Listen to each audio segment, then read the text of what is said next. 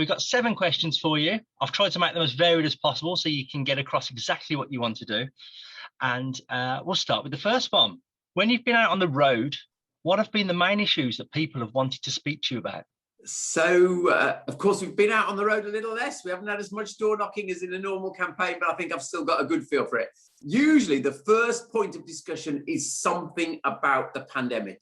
And it's sort of the common thing we've all faced in the last year, so it's hardly surprising. So whether it be someone's comment on vaccinations, someone comment about when their business might be able to reopen and go back to work if they're in hospitality, what it might mean if they've been a school or if they've been, I don't know, in public health. Everyone's got an opinion on what's happened and the pace of the lockdown being lifted. So that's usually the first thing that people discuss at the moment. And in the main, I think people are pleased with the plans this year and the support for the cautious approach that the government has set, really. Mixture. So basically, people are most worried about jobs, and it's why our message about bringing back industry is really resonating, because people feel that, you know, Brexit is done. We've just been through this pandemic. We need to get back on our feet. And I think people's hopes for Brexit, those who voted for it, have been quite frustrated. And so people want us to now get in gear. So bringing back jobs, bringing back industry, I would say, has been the biggest issue that we've talked about. People are incredibly worried about young people, and people have seen the surge in knife crime up by a third in the last few years. So people are incredibly worried about young people and crime. You know, people, just the stories people are talking to us about when it comes to crime are horrific. And so people genuinely do want to see more police back on the streets, more investment in young people, and crucially, a real focus on bringing back industry and manufacturing and trades jobs. Now, if you are elected on May the 6th, what is the first thing you plan to do when you get into the office for your first morning? So I guess the very first thing is, of course, to thank the team. You know, the gratitude has to come through. But one of the things that would definitely be done in the first morning is I'd be on to number 10 and the diary secretary there to say, right, the Prime Minister's given me lots of support. I want to come and talk to him about our plans. So that would be really important. Then what we've also done, though, is we've set out our plan for the first 100 days. So that covers all of the areas, particularly around jobs, around transport, making sure the investments are there, and of course, getting on with some of the big regenerative schemes as well. So, but the very first thing would actually be getting that date in the diary to go and see the Prime Minister. 100 days thing, I think it's come across from America, hasn't it? I mean, it is a good way of gauging how you've done in the first bit of the term, but it's something that was mentioned, I think, across the pond, wasn't it, beforehand?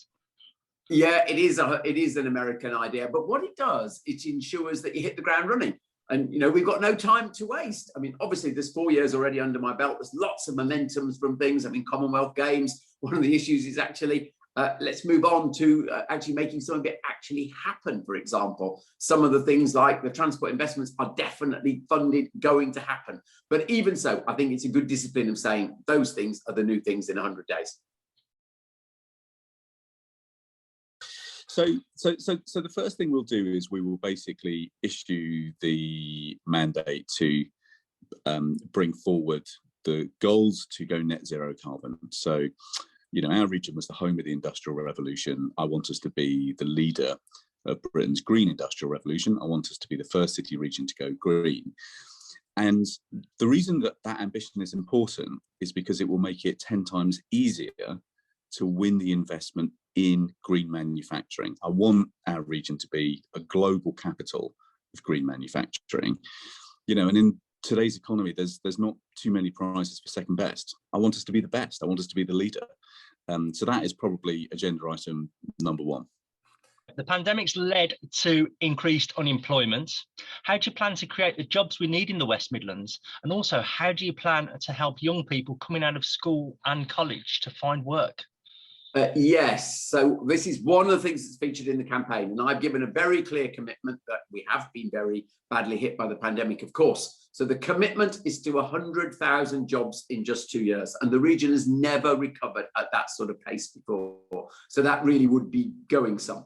And what we've talked about is making the most of the big wins, for example, so 7,000 jobs in the construction of HS2. We've talked about getting those industries that were doing well before, like sort of construction. If you think of all the jobs that were being created there, actually really significant, getting back there and the training being done there. But then we've also talked about the new sectors, the ones that will probably grow even faster as we change the economy. And the best example of that would probably be something like the green jobs that are going to be in green manufacturing. And a lovely example there coming to the training point, working with all of our colleges. Green manufacturing, we've talked about getting people trained up to be actually electric vehicle mechanics, 700 roles with Wolverhampton College in that. We've talked about training people to do this retrofitting of energy inefficient homes, because there's going to be a big effort there around climate change. So there's a real focus on getting people trained in the areas where new jobs are going to come. And a good example of that as well would be the training in digital, where we've got our boot camps, and nearly everyone who goes through one of those gets a really good job at the end of it. Our region's been the hardest hit by COVID, but the truth is that we had some of the worst unemployment in the country before COVID hit. So things have been going wrong for some time.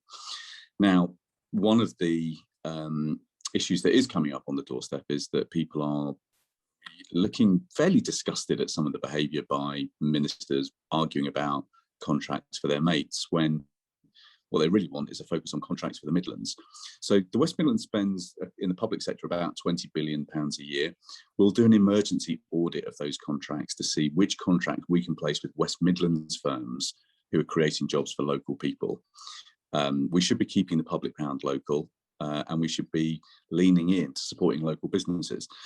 Now, in particular, we'll ask all the major companies in the region what jobs they can open up to young people.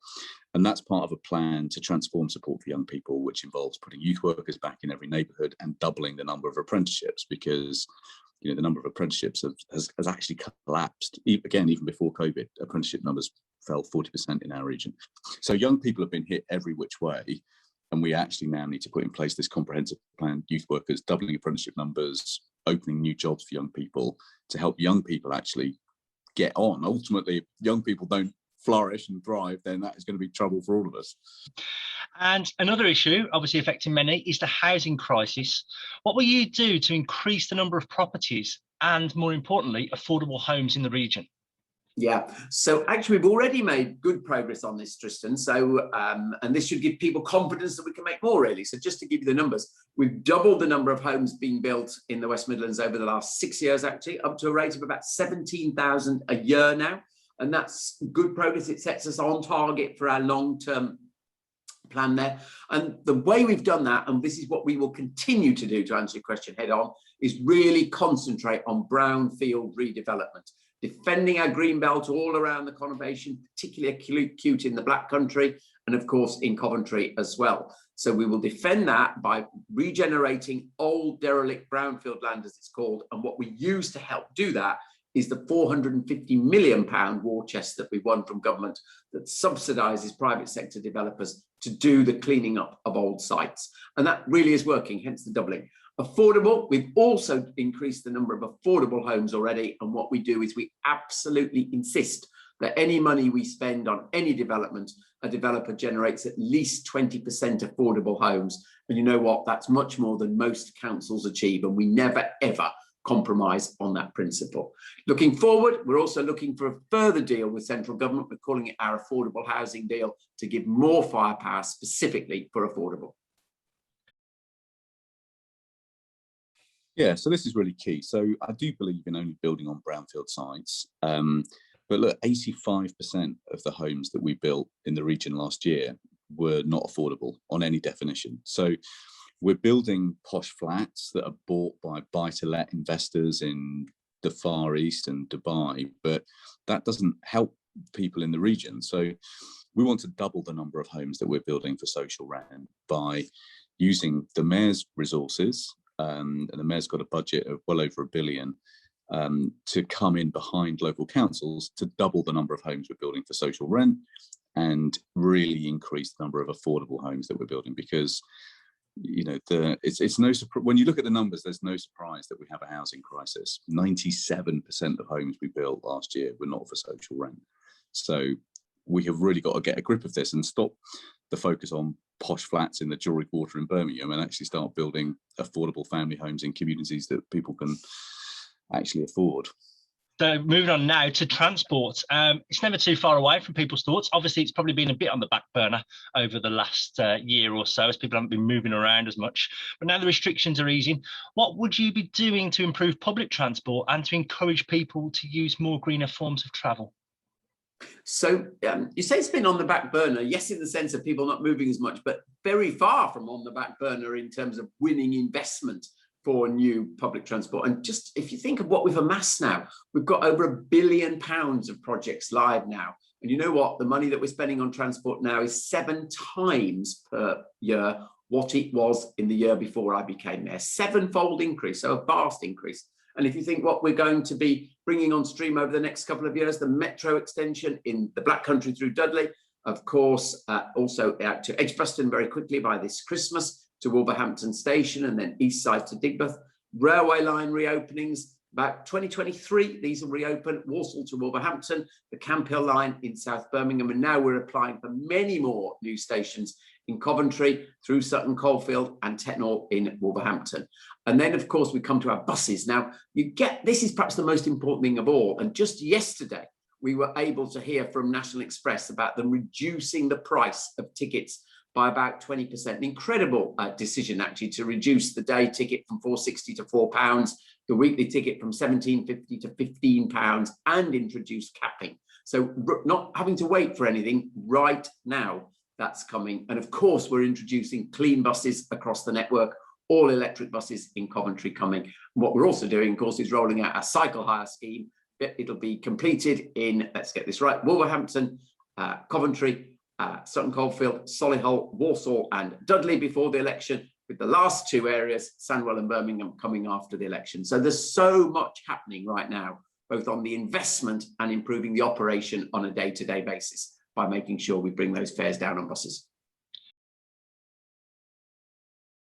So there's 3 big things we need to do. So one is a radical rollout of what's called very light rail. And this was invented in Coventry, but it's being built in Dudley. And it's about 20% the cost of a tram. So at the moment, we're building, you know, the mayor is building tram lines so slowly. I think he built 1.5 miles of tram line last year. There are literally snails that cover 5 times more ground in a year than that. So very light rail is a local technology that is much cheaper, and we need to be radically deploying very light rail left, right and centre. Second, we need to sort out our EV charging network. We've got the worst in Britain at the moment. Radical overhaul of that is needed. Third, we need a big network of electric buses. Again, Coventry's led the way here. Again, the best practice pioneered in Coventry, we need to be rolling out across the West Midlands. And then the final piece of the puzzle is active travel, so cycleways and walking. Again, at the moment, you know, we've got the worst unmet cycling need in the country at the moment. So we need much more rapid rollout of a cycle lanes that's safe. And that means proper segregated cycle lanes. But the key thing, I suppose, the final point is that we ought to be making the public transport we need in the region. So we need to be making the very light rail, making the bikes, you know, building the electric vehicles. You know, what we do in this region is we make things.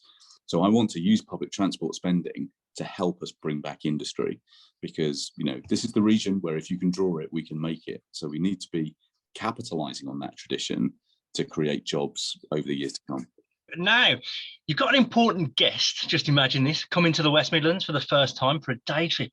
They've never been here before. Which 3 places are you going to take them to, and why?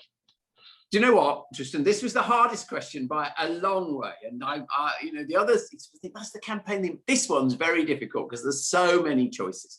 But I think I've come up with my answers. I think I've come up with them, and we'll see. So the first one would definitely be the Black Country Living Museum, because I think actually that tells the story of this place probably better than anywhere else at one central place, because it goes right back to the founding of the place in the Industrial Revolution. So I think that's really significant that people understand our history, really. Then the second place I'd take them would be almost a sort of statement of current confidence and looking to the future. And that would be to the middle of Birmingham, to Centenary Square. Because if you stand in that square now, I think you have a real sense of the energy, vitality, and just sheer determination of the city and the region to reinvent itself. So if you look round the square, obviously, the wonderful HSBC bank headquarters, that's such a confident statement. But then you've got the cultural assets, the new frontage to Symphony Hall, the beautiful public layout, the tram going there, and of course, the library and the old Birmingham Municipal Bank brought back to life by Birmingham University. So I think it just says this place is really going places. And you can't beat a good fountain. I've got to stop you there. You can't beat a good fountain, can you? You can't. Well, that's all part of it. It's all part of the same. And then the third place I'd go to, and this is very sort of moment specific. If you want to see the pride of the region, you'd probably go to any of our sporting grounds. So you go to Edgbaston, of course, when that's full for a test match. It's just a wonderful experience. You go to the Molyneux, the Hawthorns, Villa Park, St Andrews. But the place I'd actually take someone is for the first home match when Coventry City Sky Blues play back at the Ricoh, because you will sense the pride of a place when that happens. So the visitor would have to come on a particular day in August, but that's where I'd take them. So this is where I'm going to betray my inner West Midlands history geek. So I'm really passionate about the history of the West Midlands. You know, this is a region of revolutionaries. You know, we changed the world. So the three places that I would probably choose are probably the Soho Foundry, which was the first steam engine factory built by Matthew Boulton and James Watt. It's really where the Industrial Revolution started in many ways. I think, you know, the second place, and actually if you go there now, what you can see is it's surrounded by, you know, derelict factories. So here is the home of the Industrial Revolution, which has now lost its mojo when it comes to industry. It's a kind of an illustration of the point really that we're trying to grapple with. I think probably the second point is the Black Country Living Museum up in Dudley, because that is, you know, it's in the shadow of Dudley Castle. It's just the most amazing look back at the extraordinary ways in which we've changed the world from this region. And then the third choice, it sort of depends when it is really, because obviously if it's next year, we need to be sort of doing a grand tour of the City of Culture in Coventry and the Commonwealth Games. And, you know, the reason that is important is because both the City of Culture and the Commonwealth Games are brilliant illustrations of our rich diversity in this region, but it's a showcase of how we can achieve anything when a diverse community comes together well as a community. So, you know, we'll be judged not by the medals we win, but by the lives we change. But we will change lives by pulling together as a diverse community. And so that's just going to be an amazing showcase. Both of those events are going to be an amazing showcase for our region. And so there you go. There's a little tour of the past. With and what a time to be a mayor as well. What a time to be a mayor. If you could be mayor for the Commonwealth Games and the City of Culture year, that would be amazing. There you go. So, and just one last thing, what will you just say to people about, you know, May the 6th? Sometimes there can be a bit of voter apathy and stuff. What would you say to people? Well, I think I'd say, Tristan, that if you think of the issues we've talked about, jobs, housing, transport, they're things people really care about. The people are not interested in politics, I get that. But they are interested in the outcomes. Where are young people going to work in the future? What could be more important? And obviously the mayor has a huge influence. So your vote matters, it counts. It's going to be close, we know that. So if you believe in my plan, if you think I've done a decent job, non-partisan job, tried to bring in this government investment particularly, and will continue to do that, working with the Prime Minister, the Chancellor, then please go out and vote for my plan, because it is deliverable, it is ambitious, but it is believable. The simple message is clear. Look, we've had a Tory mayor, nice guy, but we've had a Tory mayor for the last 4 years, and nothing really has got done. If you're frustrated with rising crime, if you're frustrated with the way your street looks, your park, your parade of shops, if you are just sick of nothing getting done, then do something about it. You know, it takes 15 minutes to go and vote. Vote for someone who's determined to shake things up, take things by the scruff of the neck. And obviously my plea is give me a chance to try, give me a chance to serve. We've tried the Tory way for the last 4 years. It's not really gone very well. It's time for a different approach. So give me a chance to serve. Thanks for joining us this morning, and good luck with the rest of the campaign. Thank you very much for doing this. That's great.